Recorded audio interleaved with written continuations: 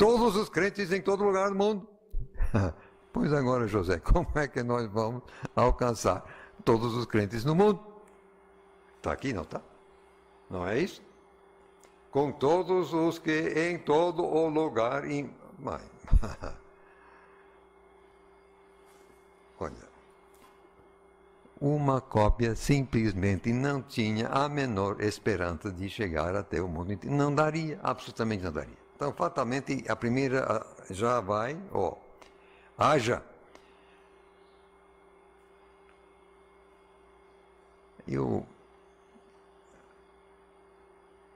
Aquele mesmo irmão que me deu a ideia, que você já viu esse material, ele depois colocou, mesmo que não, pense que você é um ancião, um presbítero, um responsável em algum lugar naquele tempo e uma preciosidade dela chega a você. Você tem a obrigação de passar adiante. Você vai fazer o quê?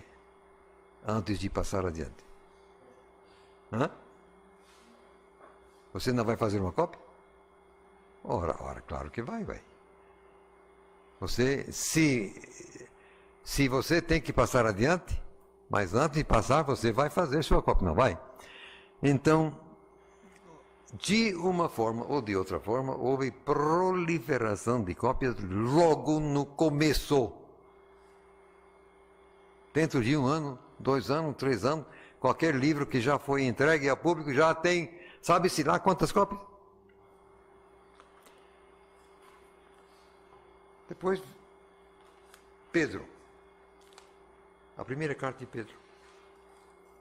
Eu estou me detendo aqui, me perdoem, mas é que isso aqui você não encontra em canto algum. Eu não li, nem ouvi, que isso aqui é novo realmente, que os autógrafos fossem múltiplos. Isso aqui é a primeira vez que eu ouço falar, ouvindo a própria voz, a primeira de Pedro.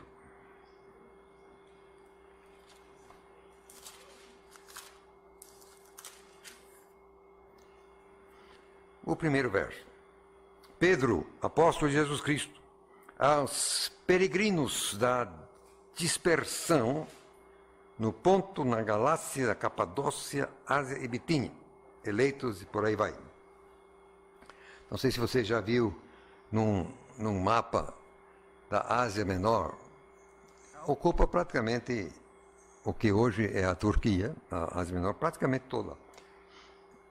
O próprio vocábulo Ásia é utilizado, esse vocábulo, de várias maneiras, assim, na própria Bíblia.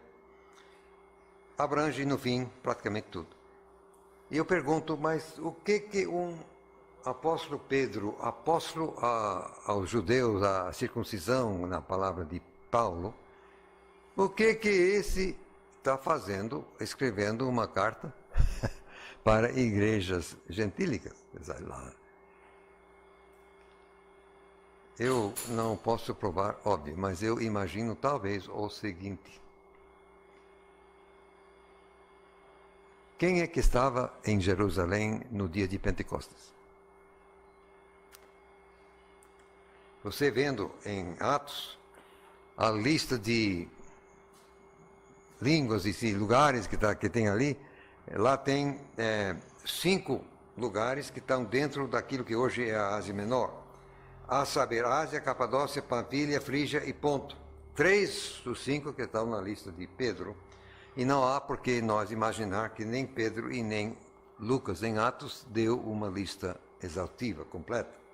Enfim, eu imagino que, como os que se converteram no dia de Pentecostes não queriam voltar para casa, todo mundo ficou ali, deu-se aí o problema de pessoal vendendo coisas para comprar alimento, aí Ananias e Safira, enfim, etc. O pessoal não quis ir embora.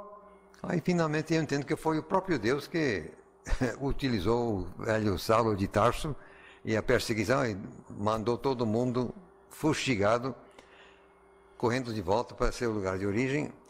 Então eu imagino que os líderes antigos que estão estiveram com Pedro em Jerusalém e ouviram o ensino de Pedro durante algum tempo, até que a perseguição mandou todo mundo correndo? Imagino, não posso provar, é claro. Nessa hipótese, então, Pedro teria como e por que escrever a essas pessoas. Agora, a Ásia Menor é um pedaço de chão de algum tamanho, pessoal.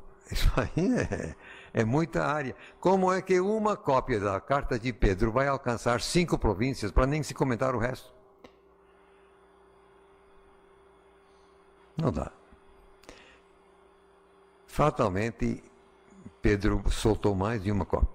Suponho que no mínimo uma cópia para cada província. Mas, e se assim foi, o que você tem agora é o seguinte: se a primeira carta de Pedro começa com 5 cópias em vez de uma, você multiplica todo o processo de transmissão do texto por 5. Só isso. E se foi mais do que 5, mais. Então o que você tem realmente é o começo de um texto majoritário logo no primeiro começo, quer dizer, no primeiro ano. E aí, você não tem agora só um exemplar para copiar, você tem 5. E se um se perder, então é possível recorrer aos demais, quer dizer, aumenta também a segurança do texto. A segunda carta de Pedro, aparentemente para o mesmo tanto, porque no capítulo 3, de verso 1, ele dá a entender que é o mesmo público. Amados, escrevo-vos agora esta segunda carta. Bom, então, se é a segunda carta, é a primeira, então é o mesmo público. Agora, já que estou aqui, veja, por favor, o primeiro verso de Tiago.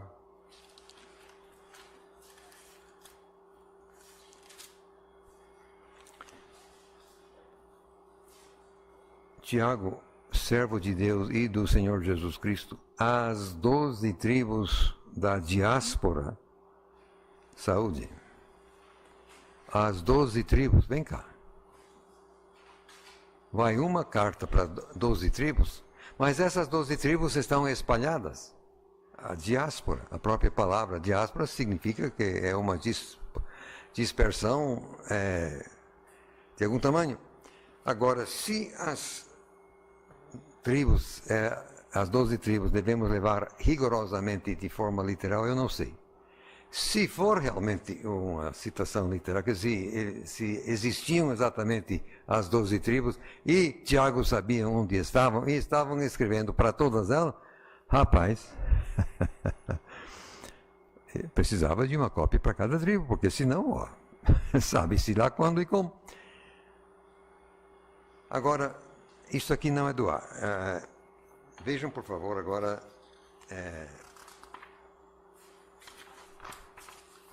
voltando à primeira carta, o primeiro capítulo, mas o verso 15. Pedro, primeiro de Pedro. Está no texto. Não estou inventando, não. É assim, não? Não, me perdoem. Segunda de Pedro, eu pisei na bola. Não é a primeira vez e não será a última.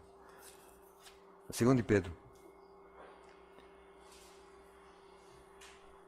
Capítulo 1, verso 12. Quero chegar até o verso 15, mas começamos fatalmente pelo verso 12.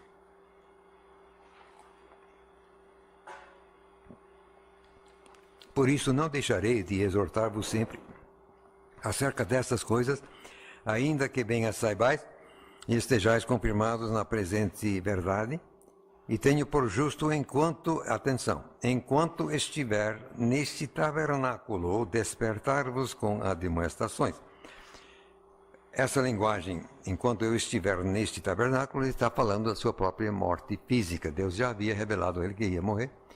Então, mas enquanto eu ainda estou por aqui, é essa a linguagem. Então, o que ele está falando aqui, eu tenho por justo despertar que ele está falando dessa carta, também a primeira, que ele manda. Ele ainda vivo. Aí, verso 14, eu sei que vou morrer logo, porque o Jesus me mostrou já, tal e tal. Verso 15, Além disso, eu me empenharei para assegurar que vocês sempre tenham um lembrete destas coisas depois de minha morte. Minha tradução do texto. Agora, como você pode assegurar que alguém vai ter lembranças de qualquer coisa? Como que você pode assegurar isso? Só tem uma maneira.